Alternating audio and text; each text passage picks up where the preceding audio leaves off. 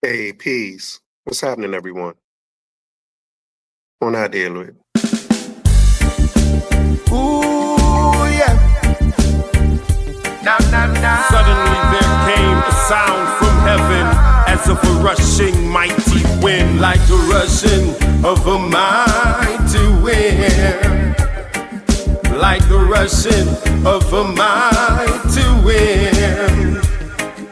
Come and fill our hearts again, like the rushing of a mighty wind, like a river that is overflow, like a river that is overflow. Come and fill our hearts once more, like a river that is overflow. Let it overflow, let it overflow, let it overflow, let it overflow, let it overflow, let it overflow, let it overflow.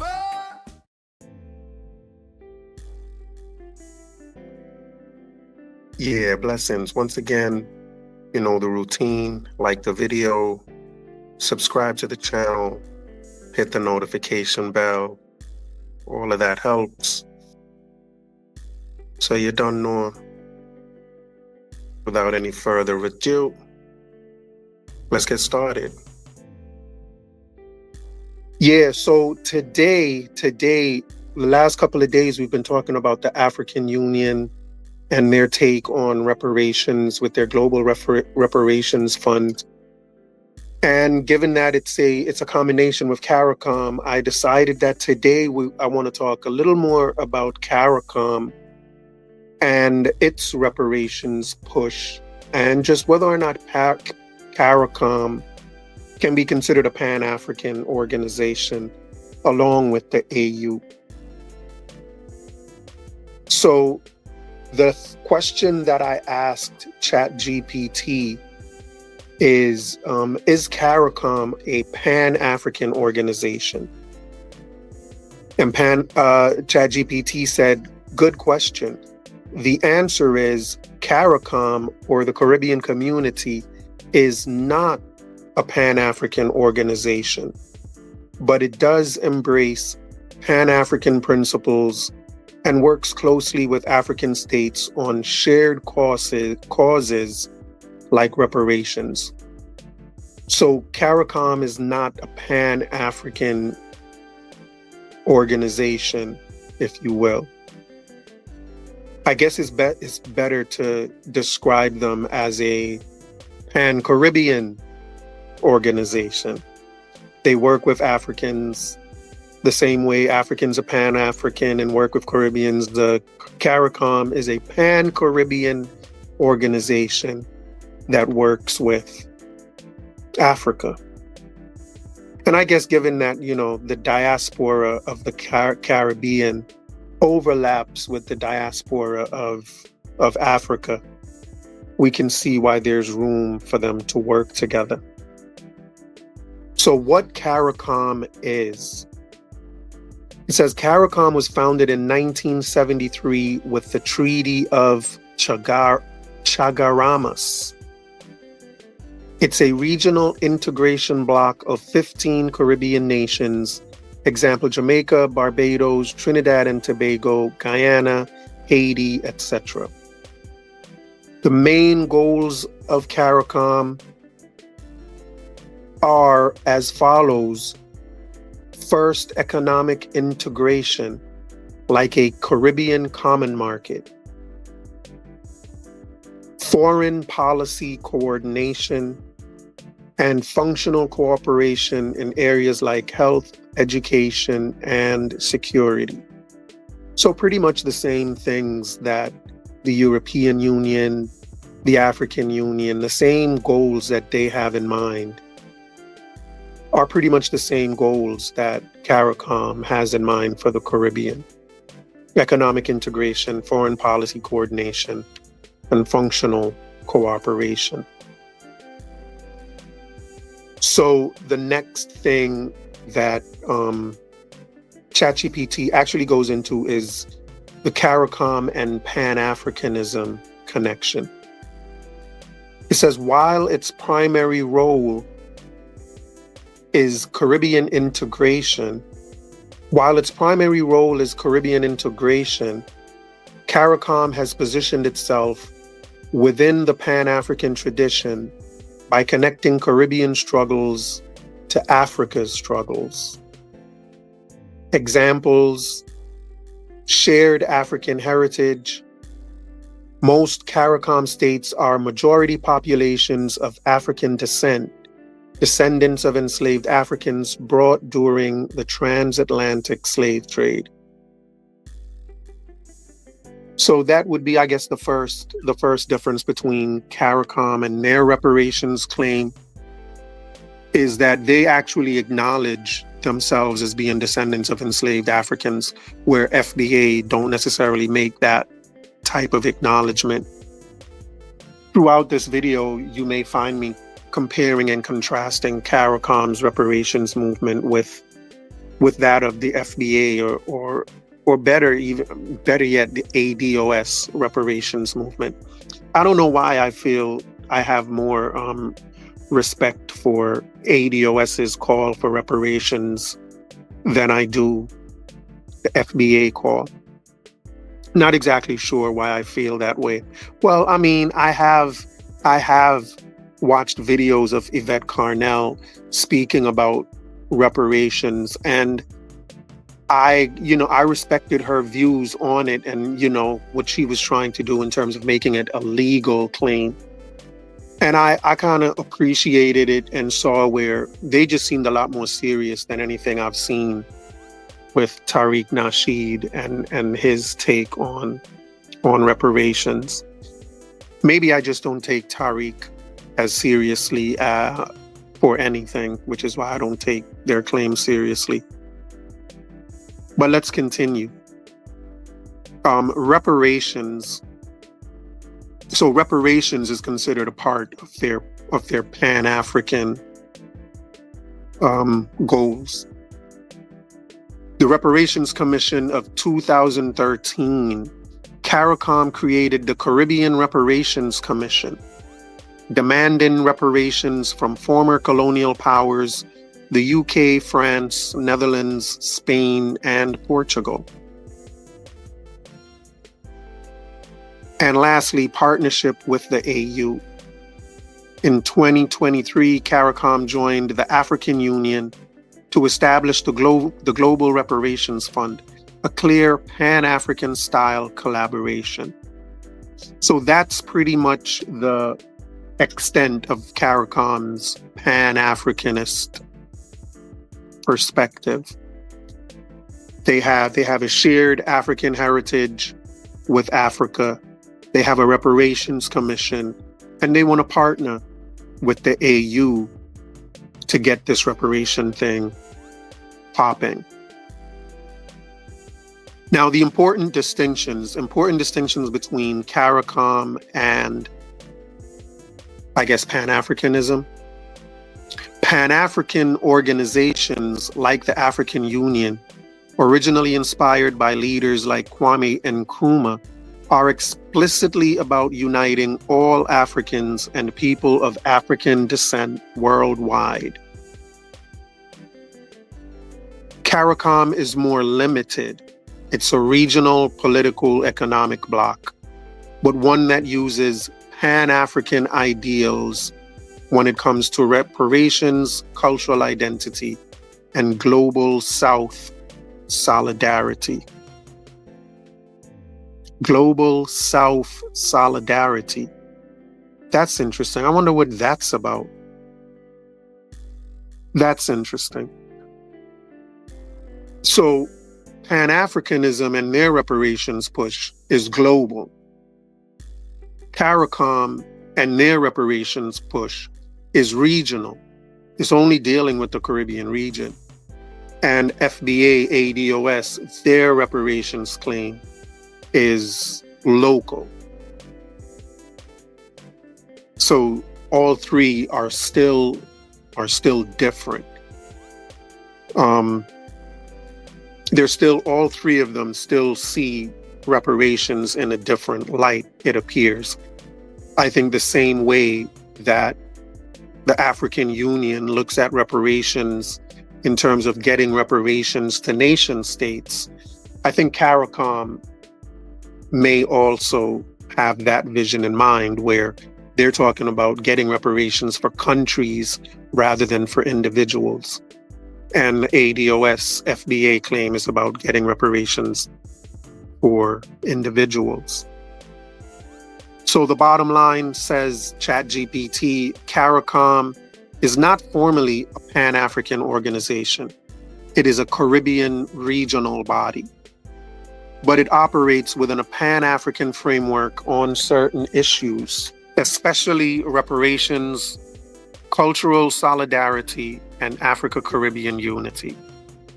In practice, Caricom is often seen as the Pan-African voice of the Caribbean, just as the AU is for Africa.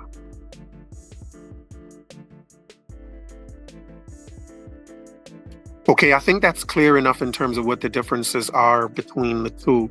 So the next thing that I wanted to ask about was the Caribbean Reparations Commission, because again, I want to just compare it to the Global Reparations Fund, as well as the ADOS FBA reparations movement as well.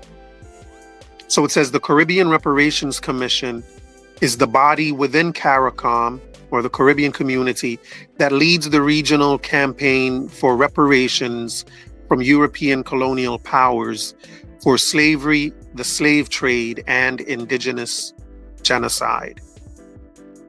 Here's a breakdown.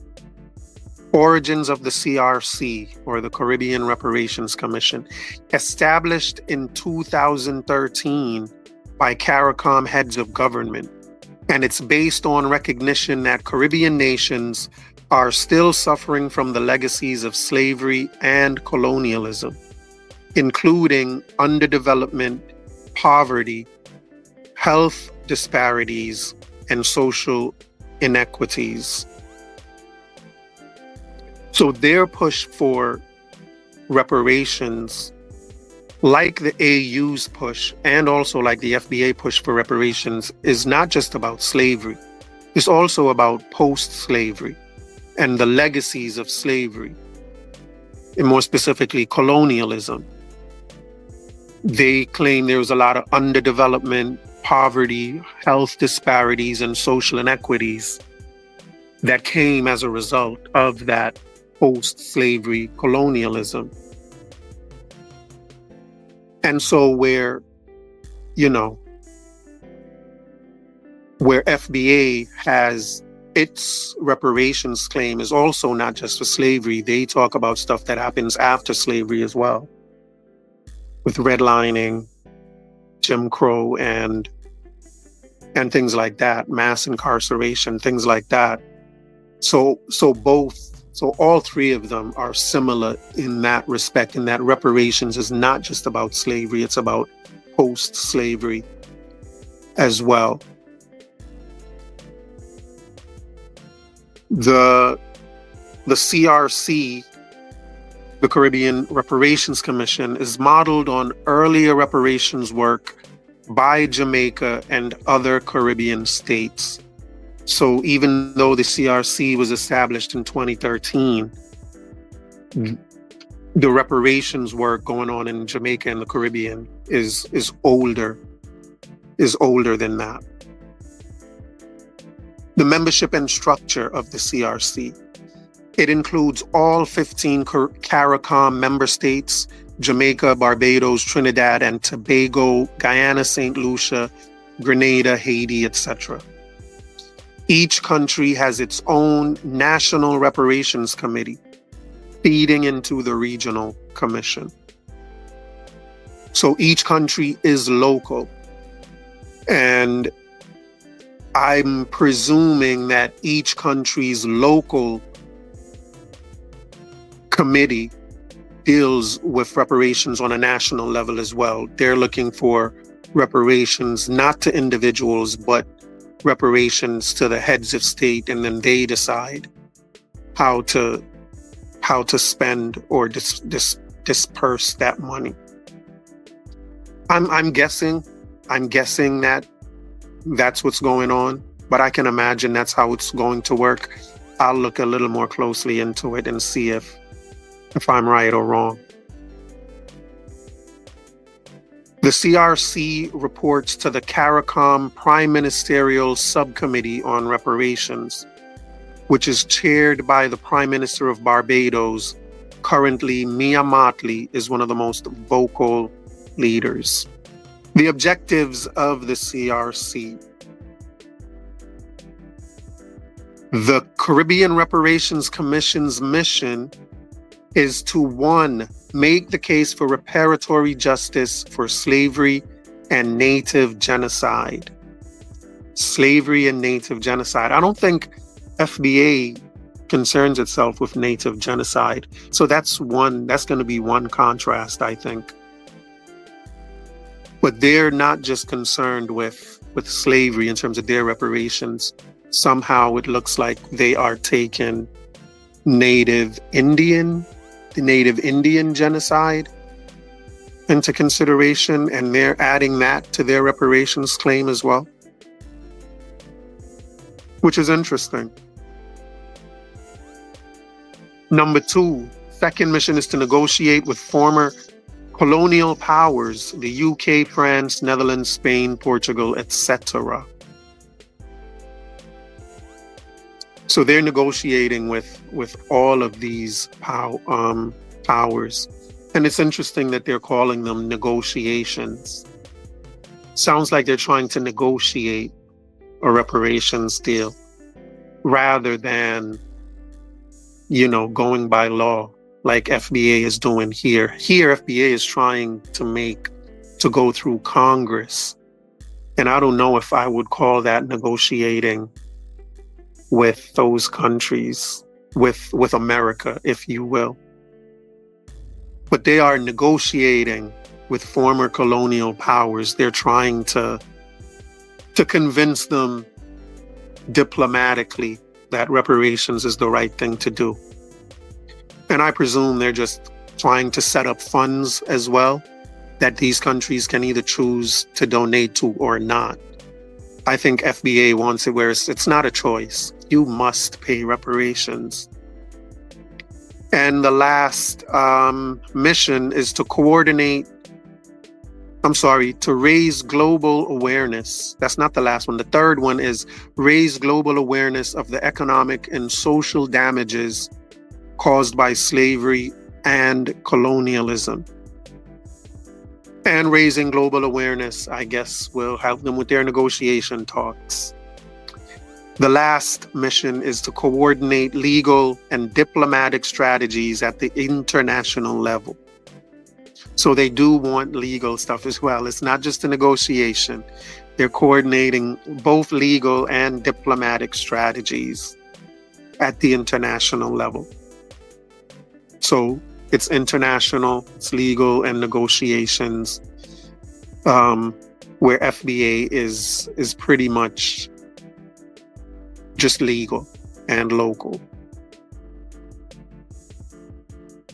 The 10-point plan for reparatory justice in 2014. It says this is the CRC's blueprint for what reparations should look like. And it calls on European nations to do the following. The following 10 things is what it calls their 10-point plan. First thing, a full formal apology, not just expressions of regret. They want a full formal apology. And it cannot just be an expression of regret, because I don't think an expression of regret is as legally binding as a full formal apology. I think they want an apology that can be legally binding, which means that apology they'll be able to use that in whatever legal case they choose to pursue. The second step, repatriation programs for Caribbean people of African descent who wish to return to Africa. So they too are setting up repatriation programs. For a minute there, I thought their repatriation programs were going to be bringing people back to the Caribbean. But they're a part of the repatriation program back to Africa, it looks like. And that they consider a part of their reparations plan. Number 3, indigenous peoples development programs for communities devastated by genocide. So it's not just about slavery, and it's not just about African slavery. This is also about the native Indian population in Jamaica that may not have slavery reparations to claim, but have genocidal reparations claims, which is interesting, which again contrasts them from FBA, because I don't think FBA would want Indians to tether onto their reparations claim. I don't see that happening. Number 4, cultural institutions to rebuild suppressed African identity. So they are very much, it looks as if anything around reparations is tied to Africa and tied to their African identity. So they want cultural institutions rebuilt in the Caribbean that will build on African identity. Because I think they see a connection between the Caribbean identity and African identity. I don't think they make much of a distinction between them. And when I say that, I mean that's the vast majority of the Caribbean population, that is. Number 5, they want to address public health crises linked to slavery's legacy, such as high rates of hypertension and diabetes. Yes, and if I'm not mistaken, I do believe that is also a part of the FBA claim for reparations. I think, if I remember correctly, the HR 40 bill does speak to diabetes and blood pressure issues as part of their reparations claim, stating that those high rates in the Black community is also a product or a byproduct of the legacy of slavery. Number 6, they want to eradicate illiteracy caused by colonial neglect of education. Illiteracy as they see it, even the illiteracy that goes on today, is also caused by the centuries of colonial neglect of education. And I wouldn't be surprised if that too was a part of the FBA claim. Number 7, African knowledge programs to reconnect diaspora youth with African history. So they see their reparations as being repairing their connection to Africa. That is absolutely a part of the Caribbean's goal and mission in terms of reparations. They are repairing their connection to Africa. The AU is repairing their connection to the diaspora, and Caricom aims to repair its connection to Africa in terms of both organizations and their reparations goals. The next thing is psychological rehabilitation from centuries of slavery or colonial trauma.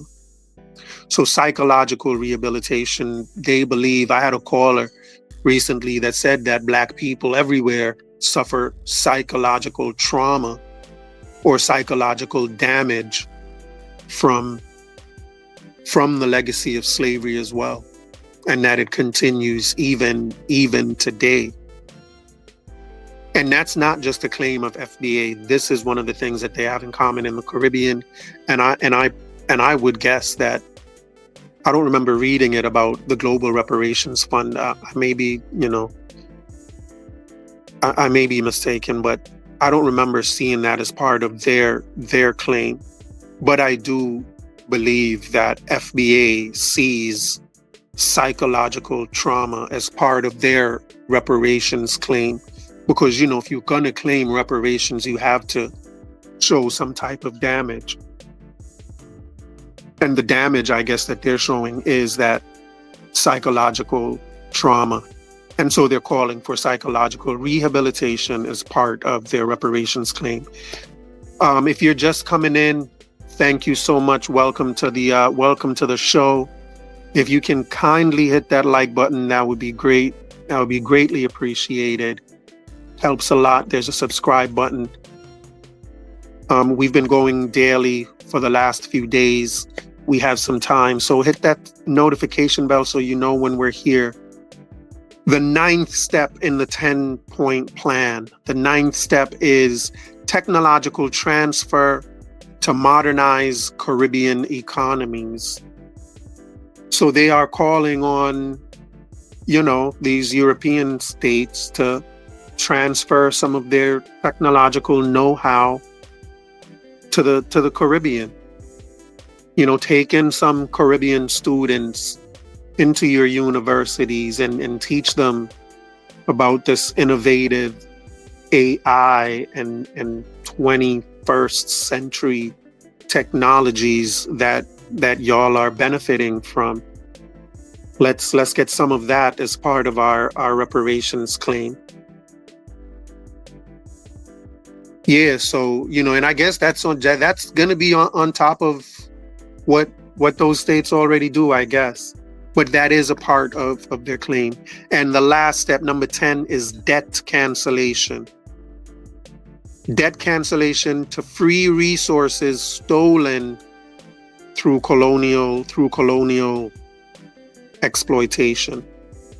So they want the debt of their nation to be eradicated, or to be they want their debt canceled. Yeah, so can there be payments to individuals through this? I think there may be places in there where individuals can get payment. I think in terms of technological transfer, I think you would have individuals benefiting from that. They can give scholarships to individuals to go to school, to go to certain schools, for example. Psychological rehabilitation can be funds to individuals. And granted, these will be funds that'll be used strictly for, psychological rehabilitation programs and so on. The same with eradicating illiteracy. I can see where those can be payments to individuals. But again, granted, those individuals may not be given the right to just choose to do whatever they want to do with it. They cannot just go buy a car, And I don't know. I think that does kind of make sense to me. I think there should be restrictions put on those funds. And I think the FBA ADOS call for reparations should be strict in that sense as well, where if individuals are gonna get checks, those checks should kind of be only earmarked for certain things, like using it for certain tuitions to certain types of technological schools or things like that. The same way with our welfare system, they're cutting out this idea of using SNAP money to buy candy, right? You shouldn't be able to use your reparations money to buy some new sneakers. It It just doesn't make sense, I don't think. So those are the 10. That's the 10-point plan for reparatory justice from the Caribbean Reparations Commission. It's full formal apology, repatriation programs, indigenous peoples development, cultural institutions, address public health crises, eradicate illiteracy, African knowledge programs, psychological rehab, technological transfer, and debt cancellation. And that's not a bad 10-point plan. Their strategies: the CRC pursues legal cases in international courts. So they are pursuing legal cases. This is not just sit down with negotiations and diplomacy and telling them to be nice. They like ADOS. And I want to say ADOS because I'm not too familiar with the FBA's legal claims, but they are pursuing legal cases in international courts. They are using diplomatic lobbying at the UN and with European governments. So there is diplomacy as well. I wonder if FBA is doing any lobbying at the... Is putting up that bill considered lobbying? The HR 40 bill, is that considered just lobbying? That's interesting. And the last strategy is building alliances with African Union, civil society groups, and diaspora movements. So those are their strategies. Now, the bottom line: the Caribbean Reparations Commission is the official regional body pushing for reparations on behalf of Caribbean nations. Its 10-point plan has become the most structured and influential reparations framework in the world. And it now works jointly with the African Union through the Global Reparations Fund to globalize the movement. So they've gone from being local to being regional, to now being global. And the global push, the AU's global push, again, I think the main pushers behind that push is the Caribbean, is Caricom.